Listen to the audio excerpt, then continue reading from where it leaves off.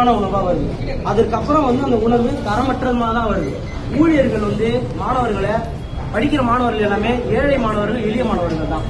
அதாவது காலையில காலேஜ் போறதும், பார்ட் டைமா ஜாப் போயிட்டு வரதும், சில பேர் டிஎன்பிஎஸ்சி கிளாஸ், யூபிஎஸ்சி கிளாஸ் அந்த மாதிரி தான் படிச்சுட்டு வராங்க.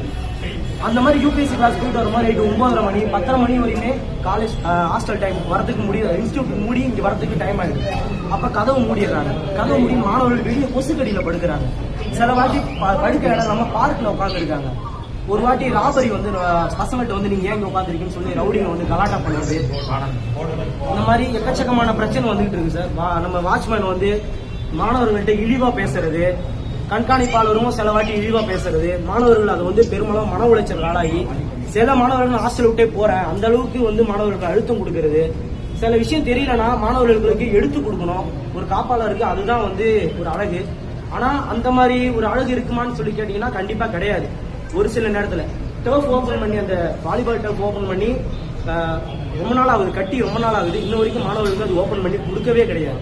அது பல நாளா நாங்களும் எல்லாத்துக்கும் சொல்லிக்கிட்டு தான் இருக்கோம். ஆனா யாரும் காதுல போட்டு கிடையாது.